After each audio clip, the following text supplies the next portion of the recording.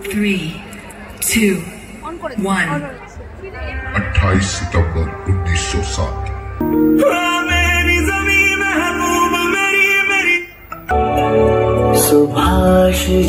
सुभाष जी वो जान हिंद आ गए। হ্যালো ফ্রেন্ড, শানিস ভাইজে তোমাদের সকলকে জানাই সুস্বাগতম। এটা বেশ অনেকদিন আগের ভিডিও, মানে 27শে জানুয়ারির ভিডিও। আমি এতদিন নানা রকম কারণে আমি ভিডিওটা আপলোড করতে পারিনি। আজকে সেটা আপলোড করছি। আমাদের একটা প্রোগ্রাম ছিল 27শে জানুয়ারি ঘোজাতে, গাইঘাটার ঘোজাতে। তো সেই প্রোগ্রামটারই কিছু টুকরো টুকরো মুহূর্ত তোমাদের সঙ্গে আজকে শেয়ার করতে চলেছি। এখন রেডি, আমরা যাত্রা শুরু করব। পুজো তাকাও একটু। কল্যাণীতে তুমি গেছিলে তো না? আমাদের পুজোর মুখ গোমরা হয়ে আছে, কারণ অনেক রকম চিন্তা রয়েছে আমাদের। সাজুগুজু করার পর সব ঢেকে ঢুকে যাচ্ছি। তো আমাদের দুটো গাড়ি চলা শুরু হয়ে গেছে, বাকিরা বাজারের দিকে আছে। আর এই যে আমাদের জেলখানা। 23শে জানুয়ারি নেতাজি সুভাষচন্দ্র বসুর জন্মদিনকে কেন্দ্র করে ঘোজা বাজারে একটা মেলা বসে। তো সেখানেই একটা অনুষ্ঠান হয়। সেই অনুষ্ঠান থেকে কমিটি থেকে আমাদেরকে ডাক দিয়েছিল। তো সেখানেই আমরা যাচ্ছিলাম। আর যেটা হয়েছে, আমি আমার ফোনটা রেখে এসেছিলাম, যার ফলে মানে খুব সমস্যা হয়ে গেছিল। কমিটি থেকে আমাকে বারবার ফোন করছিল আর ফোনে পাচ্ছিল না। আমি তো ফোনটা বাড়িতে রেখে এসেছিলাম। এবার কমিটির লোকজন ভীষণ ভয় পেয়ে গেছিল, কারণ কি আমরা এমনিতেও একটু লেট হয়ে গেছিল আমাদের বেরোতে। ও ছেলেমেয়েরা সবাই আস্তে আস্তে রেডি হয়ে আস্তে আস্তে বেরোতে অনেকটাই লেট হয়ে গেছিল। তার জন্য আমি নিজেও চিন্তা করছিলাম যে কতক্ষণে পৌঁছাবো, আর ওইদিকে কমিটির লোকজনও চিন্তা করছিল যে যেহেতু আমাদের ফোনে পাচ্ছে না। যাই হোক, তো ফাইনালি আমরা একটু লেট হলেও ঠিকঠাকভাবে পৌঁছে গেছিলাম। আর এই বছরের শীতকালে মনে হয় সব থেকে বেশি ঠান্ডাই 27শে জানুয়ারি পড়েছিল। মারাত্মক রকমের ঠান্ডা পড়েছিল। এত রকম সাজুগুজু করে মঞ্চে উঠেও আমাদের মানে ঠান্ডা কিছুতেই যাচ্ছিল না। এসে গেছি আর প্রচন্ড ঠান্ডা লাগছে। এতক্ষণ গাড়ির ভিতরে অতটা বুঝতে পারিনি, কিন্তু এখন ভীষণ ঠান্ডা লাগছে। বিষ্ণু হাসছে আমার কাণ্ড দেখে। হ্যাঁ, মেলা প্রোগ্রাম না হয় এই সাজ দিয়ে তো মেলায় যেতে পারবো না। হ্যাঁ, আচ্ছা আচ্ছা আচ্ছা আচ্ছা। হ্যাঁ, এখানেও এসছি, করেছি আগে এখানে। ও হ্যাঁ, ওখানেও করেছিলাম। এই জায়গাটা কিন্তু গাইঘাটা থেকে অনেকটাই ভিতরে, মানে জলেশ্বর যে মন্দির, শিব মন্দির, সেটাও অনেকটা পেরিয়ে গিয়ে এই জায়গাটা। তো এখানে আসার পর একজন ভদ্রমহিলা আসলেন আমাদের গ্রিন রুমে। উনি বললেন, আপনাদের প্রোগ্রাম আমি আগেও কোথাও দেখেছি। তারপরে কথায় কথায় বুঝতে পারলাম উনি পাঁচপথে আমাদের প্রোগ্রাম দেখেছেন। তো উনি বললেন যে ওনার খুব ভালো লাগে আমাদের প্রোগ্রাম। তো এটা আমাদের অনেকটাই বড় পাওয়া। আমি পরে খেয়াল করলাম ওনার সঙ্গে কথা বলতে বলতে আমার ক্যামেরাটা অদ্ভুতভাবে ঘুরে গেছিল। মানে আমি ওনার সঙ্গে কথা বলতে বলতে আর খেয়াল করিনি আমার হাতে ক্যামেরার দিকে। তো মোটামুটি ফার্স্ট হাফে যে ড্যান্সগুলো আমাদের করার কথা ছিল সেগুলোর জন্য আমরা মোটামুটি সবাই রেডি হয়ে এসেছিলাম। এবার তোমাদেরকে আমাদের গ্রিন রুমটা দেখাই, গ্রিন রুমে আমরা কতটা মজা করি। আমাদের জমিদার বাবু বেঁকে গেছেন ঠান্ডা।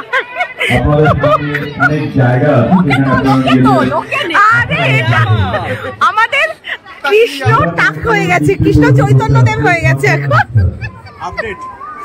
আর এই যে মাথায়, বাবা আমি বলে দিচ্ছিলাম মাথা, মানে আমাদের ক্যারেক্টার মাথা, অবভিয়াসলি সত্যি নয়।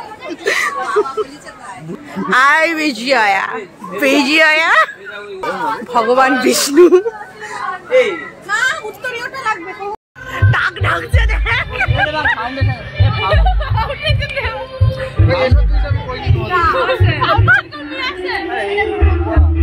এদিকে মাকে আমি ক্যামেরা দিয়েছিলাম যে মা তুমি একটু ভিডিও তোলো। তো মা প্রথমে সেলফি মোডে করে ফেলেছিল। যাই হোক, পরে আবার ঠিকঠাক ভাবেই মা সমস্তটা ভিডিও করেছে।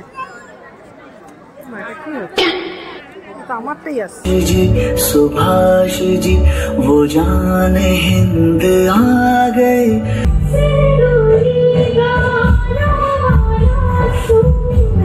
दर्द से महफूज रहे तेरी आन सदा, चाहे जान मेरी ये रहे ना रहे।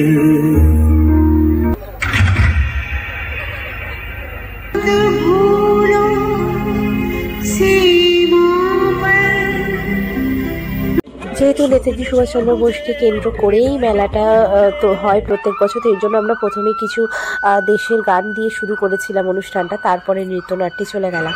স্নিগ্ধ মধুর মায়ের মুখ, কপালে তীব্র জ্যোতি।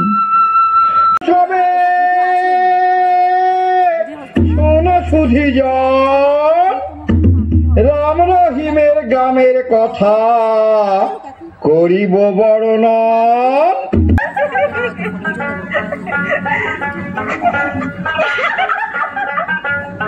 আইরে ছুটে আইরে সবই আইরে আয়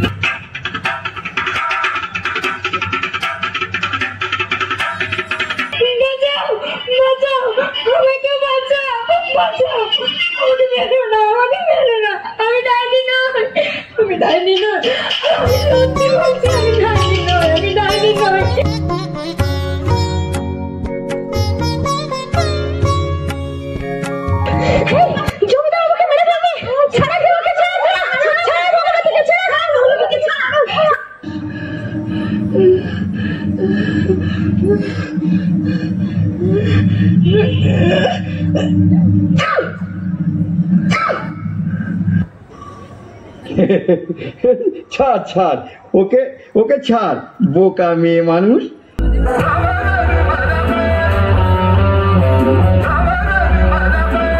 वही शून्य है वही इकाई वही शून्य है वही इकाई वही शून्य है वही इकाई जिसके भीतर बसा शिवाय পিশাচ আজ তোর ধ্বংস অনিবার্য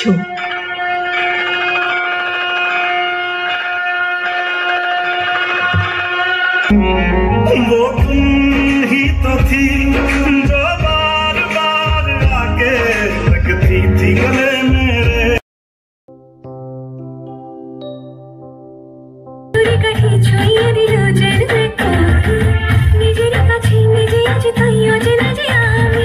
আপনাদের ওখানে বাস চলে?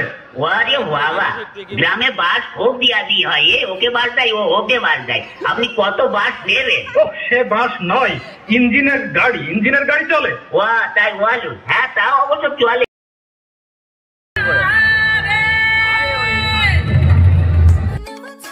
এটা রাঙ্গিলে মারো ঢোলনা গানের উপরে এই নাচটা করা হয়েছিল, বাট তোমরা তো জানোই ইউটিউবে কপিরাইটের কতটা সমস্যা। তো এই গানটা ভীষণ রকমভাবে কপিরাইট পড়ে, তো সেই কারণে আমি এই গানটা মিউজিকটা আমি চেঞ্জ করে দিলাম, আর মানে অন্য একটা মিউজিক খানিকটা দিয়ে দিলাম। বাট এইটা রাঙ্গিলে মারো ঢোলনা মিউজিকের উপরে এই নাচটা করা হয়েছিল।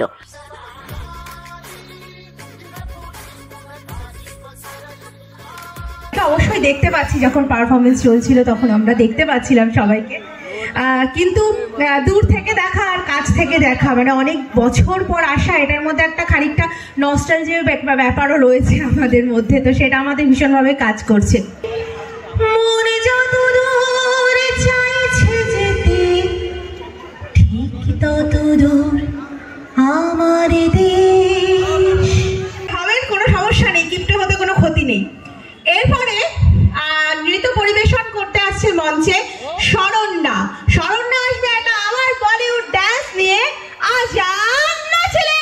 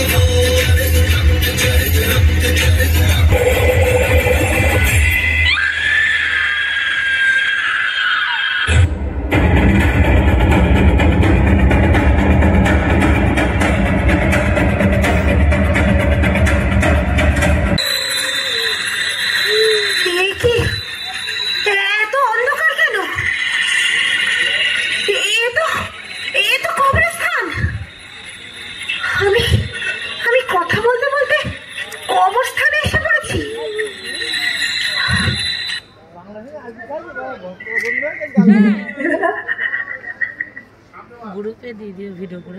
আচ্ছা, আমার ফোন না, এটা কার ফোন? হ্যাঁ, শুভদার মনে হয়। ও তো গ্রুপে দিতে বলো।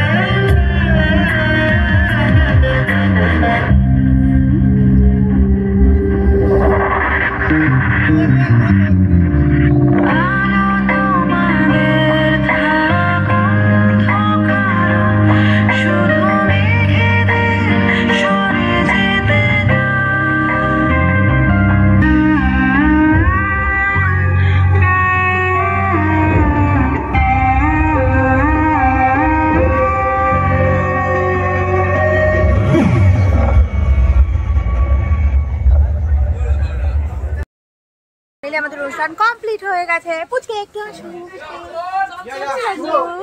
ভালো লাগলো। খুব ব্যস্ত মানুষ, ওনাকে আর কিছু বলার নেই, সবকিছু নিয়ে ব্যস্ত আছে।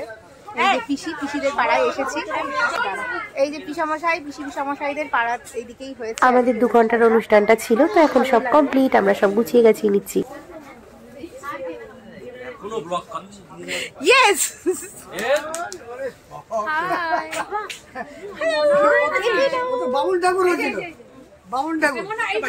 আমরা যেখানে গাড়িটা রেখেছি দেখো কতটা অন্ধকার, মেলার পেছনের দিকটা। এটা মেলা প্রায় অন্ধকার হয়ে গেছে, আমরা পেছন দিকে। হ্যাঁ ভূত সব। এইটাতে কোথায় বসি? আচ্ছা, টানা 2-2.5 ঘন্টা প্রোগ্রামের পর যখন বাড়ি ফেরার পথে গাড়ি খারাপ হয়ে যায় তখন ভাবো কিরকম লাগে। আমাদের লাগটাও সেরকমই ছিল, ভীষণ দুর্ভাগা ছিলাম আমরা। তো কি করবো, এখানেই দাঁড়িয়ে গল্প করছিলাম। গাড়ি মানে চাকার সমস্যা হয়ে গেছে, এখন এই দেখো বসে বসে এইসব করতে হচ্ছে। শুভ, তুমি এখানে কি করছো? তুমি গাড়িটা ঠিক করতে পারছো না? আমি ঠিক করতে পারছি, সবাইকে তো দেখে রাখার দায়িত্ব তো আমার। সেই ওই জন্য অন্যধারের পরে যদি খাওয়ার ইয়ে হয় সেটা তো আমার। এত দেখে রাখছো যে মানে এই আমরা কখন বাড়ি যাবো তার ঠিক নেই। দেখো গাড়ি কি অবস্থা। অলরেডি আমার বাবা ফোন করা শুরু করেছে যে এত রাত অবধি কি প্রোগ্রাম হচ্ছে। সেই সবাইকে ভূত লাগছে। হ্যাঁ যাচ্ছে, কিন্তু একটু ভূত টাইপের লাগছে। এমনিতেও তো ভূতই আছে, অসুবিধা কিছু নেই। দেখ সব কালো ভূত। আমরা 2টো গাড়ি নিয়ে গেছিলাম, একটা গাড়ি ঠিকঠাকই ছিল, কিন্তু আর একটা গাড়ির ওই চাকার প্রবলেম হয়ে গেল। ওই জন্য একসঙ্গে 2টো গাড়ি ছাড়বো বলে আবার আমরা ওয়েট করছিলাম। তো সবাই হয়ে গেছে, আমাদের গাড়িটাও ঠিক হয়ে গেছে। গাড়ির জন্য আটকে পড়েছিলাম অনেকক্ষণ।